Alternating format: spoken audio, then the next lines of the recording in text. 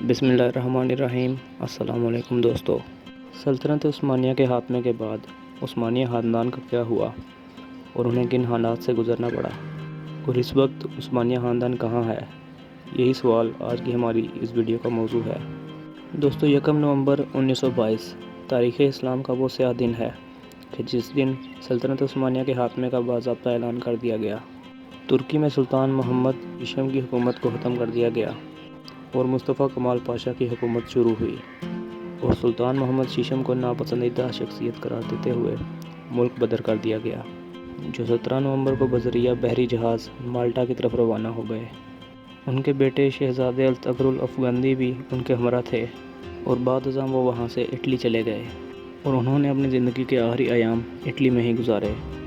उनकी वफ़ात 16 मई 1926 को इटली में ही हुई, और उनको इटली में ही सुल्तान दमिश्क अव्वल मस्जिद में ही सबूत-ए-हक़ किया गया। सुल्तान मोहम्मद शीशम जब तक ज़िंदा रहे उस्मानी ख़ानदान के सरबराह के तौर पर रहे। दूसरी जानिब 19 नवंबर 1922 को उनके करीबी अजीज़ अब्दुल मजीद सानी को नया खलीफा चुना गया, जो कि 1924 तक खिलाफत की एहतमाम तक ये ज़िम्मेदारी निभाते रहे। इसी के साथ तमाम उस्मानी ख़ानदान को जिला वतन कर दिया गया। अंदाज़ा कीजिए कि एक ख़ानदान जो अब एक मुल्क पर 600 साल से हुकूमत कर रहा था, उसी ख़ानदान के लिए अपने ही मुल्क में जगह तंग हो गई थी। उस्मानी ख़ानदान को खुद समझ नहीं आ रहा था कि ये सब उनके साथ आखिर हो क्या रहा है। खैर, जिला वतन होने वाले उस्मानी ख़ानदान की उस वक्त तादाद 156 थी। उनमें सुल्तान के साथ बहुत से शहज़ादे, शहज़ादियाँ और अज़वाज वगैरह शामिल थीं, और कुछ नौकर भी उनके साथ थे जो कि अपने मालिकों का साथ कभी नहीं छोड़ना चाहते थे। इसके साथ साथ इस ख़ानदान के तमाम दामाद भी उस्मानिया ख़ानदान के साथ ही जिला वतन किए गए। ख़ानदान के तमाम अफराद को एक तरफ़ा पासपोर्ट दिया गया। उन्होंने पहले मिस्र जाना चाहा कि कभी वो उनकी सल्तनत में शामिल था, लेकिन ना ही अंग्रेज़ हुकूमत और ना ही वहाँ के शाह फवाद ने इस बात की इजाज़त दी।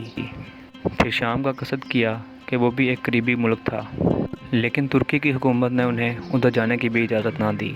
फिर कुछ अफराद तो लबनान के शहर बैरूत में चले गए, जो कि उस वक़्त फ़्रांस के ज़ेर तसल्लुत था। खलीफा अब्दुल मजीद फ़्रांस के शहर नाइस चले गए। शहज़ादे अली वासिफ़ की कोशिश से उनको फ़्रांस की हुकूमत ने पासपोर्ट दिया। ये वक्त उस्मानी ख़ानदान के लिए इंतहाई कठिन था। उन्होंने गुर्बत का मुँह भी देखा। वो तो अपना साजो सामान और तमाम पैसा अपने महलों में छोड़ आए थे कि अवाम की मुदाखलत और ताउन से वो जल्द तुर्की वापस आएंगे, लेकिन ऐसा कभी ना हो सका। उस्मानी सल्तनत के खात्मे के बाद ख़ानदान का सरबराह वो मुंतखब होना शुरू हुआ कि जो पूरे ख़ानदान में उम्र में सबसे बड़ा हो। 1926 में सुल्तान मोहम्मद शीशम की वफ़ात के बाद इस मशक़ पर बाकायदा अमल होना शुरू हो गया, और आज तक इस पर अमल जारी है।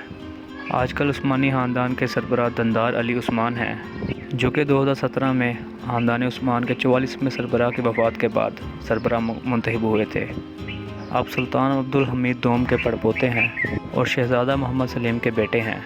आजकल आप अपने ख़ानदान के साथ दमिश्क, शाम में मुकीम हैं।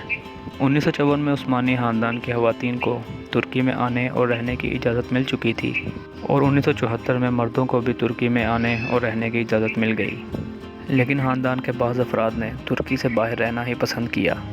आजकल उस्मानी ख़ानदान मुख्तलिफ़ मुल्कों में फैला हुआ है, जिनमें अमरीका, बल्गराद, हंगरी, फ़्रांस, मिस्र, शाम और तुर्की वगैरह शामिल हैं।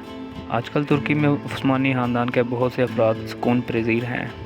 सुल्तान अब्दुल हमीद दोम के पड़पोते अब्दुल हमीद कायहान तुर्की में उस्मानी ख़ानदान की रहनुमाई करते हैं। आप 1969 में पैदा हुए और तुर्की में ही मुकीम हैं। आप मजहबी लिहाज से भी अच्छे इंसान हैं, और इनकी शक्ल सुल्तान अब्दुल अज़ीज़ से बेहद मिलती है। ये वही हैं कि जिन्होंने तिम्ज़ और मुस्तहसम सीरीज़ पर केस भी करवाया कि ये हमारी तारीख़ को ख़राब करके सलातीन का चेहरा गलत अंदाज में पेश कर रहे हैं, लेकिन इसका कोई हासिल हुआ फ़ायदा नहीं हुआ, क्योंकि वो हर किस्त के आखिर या शुरू में ये कहते हैं कि ये फ़िक्शन है और इसका तारीख़ से कोई ताल्लुक़ नहीं है। फिर भी हम में से अक्सर अफराद इसे दुरुस्त मानकर उस्मानी सलातीन को बुरा भला कहते नज़र आते हैं।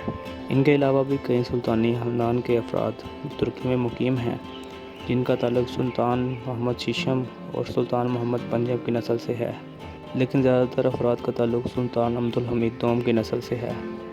ये ख़ानदान अब इतना वसी हो चुका है कि सबके बारे में एक वीडियो में बताना नामुमकिन हो चुका है। दोस्तों, सल्तनत उस्मानिया और उस्मानिया ख़ानदान के मौजूदा हालात से हमें इस बात का सबक मिलता है कि वो अल्लाह ताला की ही ज़ात है کہ جس نے عثمانیہ خاندان کو اس قدر عروج بخشا کہ وہ صدیوں تک ترکی پر حکومت کرتے رہے اور پھر ان سے حکومت چھین کر آج گمنامی کی زندگی گزارنے پر مجبور کر دیا۔ دوستو یہ تھی ہماری آج کی ویڈیو۔ اگر آپ کو ویڈیو اچھا لگا تو اسے لائک کیجئے اور اپنے دوستوں کے ساتھ شیئر کیجئے۔